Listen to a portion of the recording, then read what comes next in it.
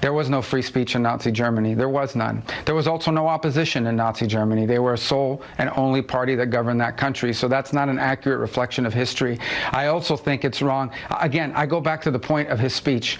Okay, the point of his speech was basically that there is an erosion in free speech and intolerance for opposing points of view within Europe. Today we're watching how Marco Rubio is giving a lesson to this smug CBS reporter Margaret Brennan. Let's go! And so I think if anyone's angry about his word, they don't have to agree with him, but to be angry about it, I think actually makes his point. I thought it was actually a pretty historic speech, whether you agree with him or not. I think the valid points he's making to Europe is we are concerned that the true values that we share, the values that bind us together with Europe, are things like free speech and democracy and our shared history in winning 2 world wars and defeating Soviet communism and the like. These are the values that we shared in common. And in that Cold War, we fought against things like censorship and oppression and so forth. And when you see backsliding and you raise that, that's a very valid concern. We can't tell them how to run their countries. He simply expressed in a speech his view of it, which a lot of people frankly share. And I thought he said a lot of things in that speech that needed to be said. And honestly, I don't know why anybody would be upset about it. People are allowed, you don't have to agree with someone's speech. I happen to agree with a lot of what he said, but you don't have to agree with someone's speech to at least appreciate the fact they have a right to say it, and that you should listen to it and see whether those criticisms are valid. I assure you, the United States has come under withering criticism on many occasions from many leaders in Europe, and we don't go around throwing temper tantrums about it. Well, he was standing in a country where free speech was weaponized to conduct a genocide, and he met with the head of a political party that has far-right views and some historic ties to extreme groups. The context of that was changing the tone of it. And you know that the censorship was specifically about the right. No, I have to disagree with you. Free speech was not used to conduct a genocide. The genocide was conducted by an authoritarian Nazi regime that happened to also be genocidal because they hated Jews and they hated minorities and they hated those that they had a list of people they hated, but primarily the Jews. There was no free speech in Nazi Germany. There was none. There was also no opposition in Nazi Germany. They were a sole and only party that governed that country. So that's not an accurate reflection of history. I also think it's wrong. Again, I go back to the point of his speech. Okay, the point of his speech was basically that there is an erosion in free speech and intolerance for opposing points of view within Europe, and that's of concern because that is eroding. That's not an erosion of your military capabilities. That's not an erosion of your economic standing. That's an erosion of the actual values that bind us together in this transatlantic union that everybody talks about. And I think allies and friends and partners that have worked together now for 80 years should be able to speak frankly to one another in open forums. Without being offended, insulted, or upset. And I spoke to foreign ministers from multiple countries throughout Europe.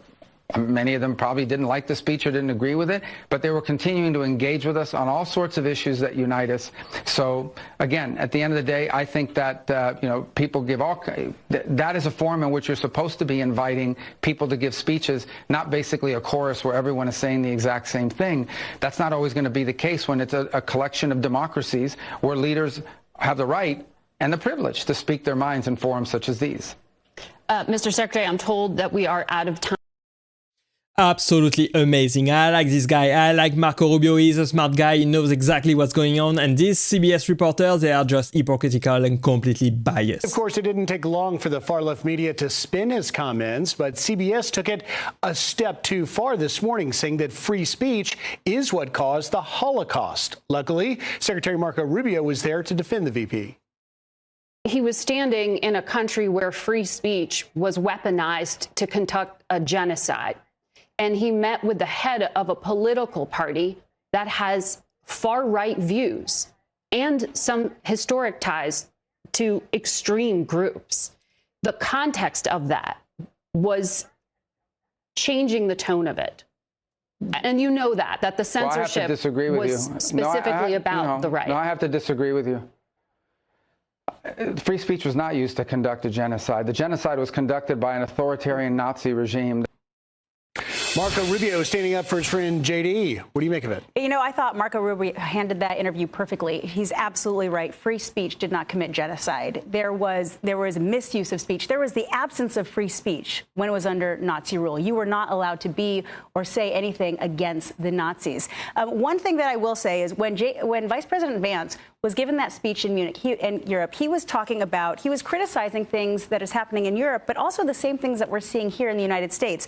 Overregulation, speech suppression for misinformation, open migration policies that are going to lead to the fall of the country. And these are for us, the country. The fall of Europe. And so what he was saying, he's criticizing what's happening there and saying because it happened here in the United States as well. And now that is why President Trump was elected, to overturn this and get us right back on a good path. That is such a great point, Nicole. The Wall Street Journal op-ed wrote about it today, about this speech and the takeaway. And in it, they say Europeans aren't accustomed to being told so bluntly by U.S. officials that Europe is impoverishing itself with its dirigeme, but someone had to say it. Striking right at the overregulation. Is he right? Oh, absolutely. I mean, he's definitely very direct. And we also want to be very cautious because, you know, obviously we have adversaries that are looking at the region like Vladimir Putin, you know, and others. But I think he's absolutely right. The real threat from within is that the European Union and European nations, Prime Minister Viktor Orban has said this in Hungary, have skewed away from their fundamental values and have moved far more to the left, just like you said. And I think that's very, very dangerous. And we've seen the European people, whether we're seeing it in Italy or whether it's all the way north in Finland or in Amsterdam, people speaking out and saying no more. In Paris, we've seen the same. No more of this. We need to get control of our immigration system. We need to get control of our economy. We need to get back to the fundamentals. And I think that is what's most important here. And that's what JD Vance was delivering. The pendulum. Exactly. I think she's right. I think it's time for Europe to wake up. And if Trump and JD Vance are doing one thing right, it is forcing Europe to wake up and to react. Well, in terms of safety and security, that soundbite a moment ago from Donald Trump talking about training guns on the face of Liz Cheney. The Trump campaign says that was about foreign policy. Well, we just played it for our viewers and listeners who heard it. Isn't it possible to make the case without using rhetoric like that? But Donald Trump doesn't talk like someone who's been in Washington for 30 years. He doesn't Training say it the guns way I on her would have said face? it. No, but that's not what he said. Margaret, you guys know that. Come on. I mean, everybody knows exactly what he was saying. What he was saying is, you're so much in favor of war. Yeah, you played a piece of the soundbite, because in another piece of it, he said he would give her a gun to go stand in conflict as well. As you can see, these reporters, they are completely biased. They are there to push a political agenda. They don't care about fact at all. And there, in this other clip, dated from 2004, November 3rd, Marco Rubio is already shutting her down and stating the obvious that these media organizations, CBS in this case, are completely biased and hypocritical and don't care for the truth. They are just there to be political activists. Well, it sounded to a lot of these allies of the United States like they were being described as adversaries or autocrats. It was really the focus here, two things. One of them was migration, and the second was what Vice President Vance calls censorship. He was trying to bring that MAGA message of the enemy within to the global stage. And specifically, he says that European leaders aren't showing that they have strong democracies when they sideline controversial groups. He went out of his way to meet with the head of the AfD. That's a political party that's under investigation in Germany because it's so far right and for potentially conducting extremism. And he mentioned that car ramming in Munich recently conducted by an Afghan migrant as an example of what he says is out of control migration. He says that's proof you've got to bring immigration skeptics into the government. I agree. That was her reaction before Marco Rubio was shutting her down. And this is the speech from JD Vance that she was referring to. You don't want to miss it. I look to Brussels, where EU commissars warn citizens that they intend to shut down social media during times of civil unrest the moment they spot what they've judged to be, quote, hateful content. Or to this very country, where police have carried out raids against citizens suspected of posting anti-feminist comments online as part of, quote, combating misogyny on the internet, a day of action. I look to Sweden, where 2 weeks ago the government convicted a Christian activist for participating in Koran burnings that resulted in his friend's murder. And as the judge in his case chillingly noted, Sweden's laws to supposedly protect free expression do not, in fact, grant, and I'm quoting, a free pass to do or say anything without risking offending the group that holds that belief. And perhaps most concerningly, I look to our very dear friends, the United Kingdom, where the backslide away from conscience rights has placed the basic liberties of religious Britons in particular in the crosshairs. A little over 2 years ago, the British government charged Adam Smith Connor, a 51-year-old physiotherapist and an Army veteran, with the heinous crime of standing 50 meters from an abortion clinic and silently praying for 3 minutes. Not obstructing anyone, not interacting with anyone, just silently praying on his own. And after British law enforcement spotted him and demanded to know what he was praying for, Adam replied simply, it was on behalf of the unborn son he and his former girlfriend had aborted years before. You can tell that this kind of speech from JD Vance would offend some people in Europe. And the world leaders in Europe, the European leaders, they are mad right now at JD Vance. And this is probably why.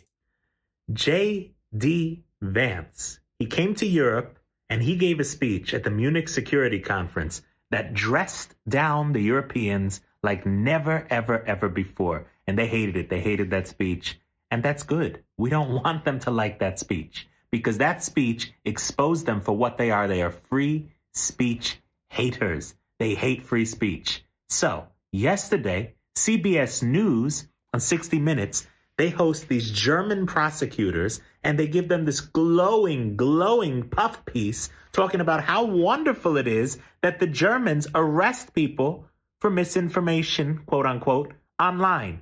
They talk how great it is that they raid people's homes over retweets. This is what 60 Minutes talks about on CBS. CBS is an American news corporation.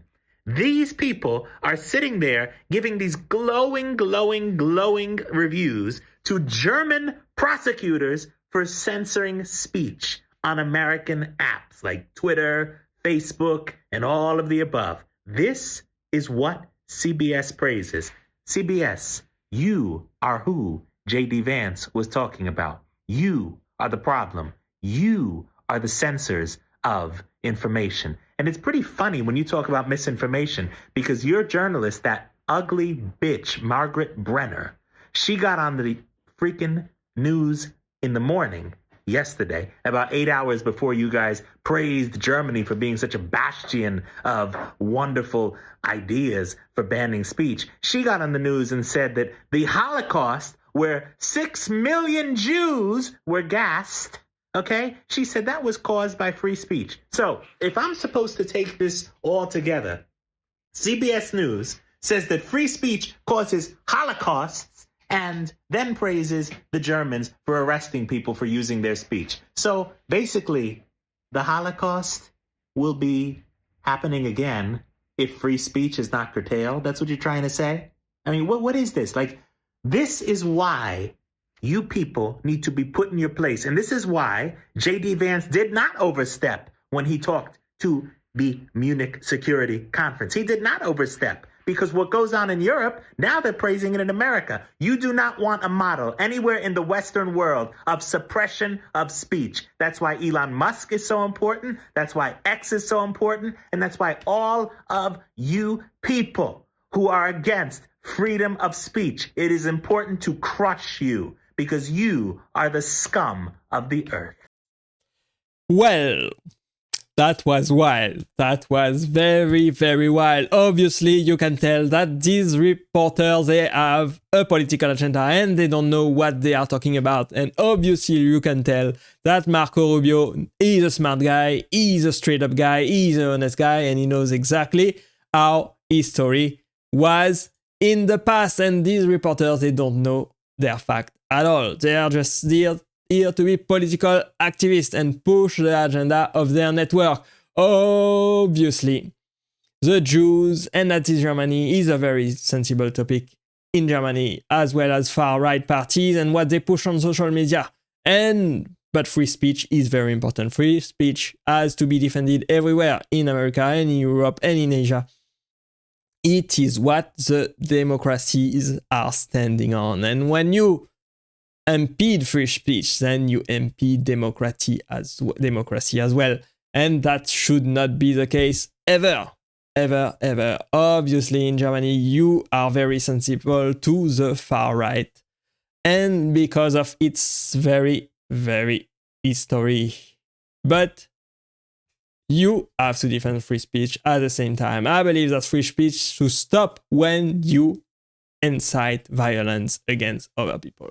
But up to that, you can say basically whatever you want until if you don't impede on someone else's liberty, if you don't encourage violence against a certain group, etc. I think Europe has to change. I think Europe has to wake up. I think Europe should do and must do better than they are doing now. And you can praise J.D. Vance and President Trump for pushing European leaders to wake up and try and do better than they are doing right now. I hope you enjoyed this video. Let me know what you think about this below this video. I hope you enjoyed it. Thanks for watching as always, and click right there so that you can watch the next video, and I will see you there. Bye bye.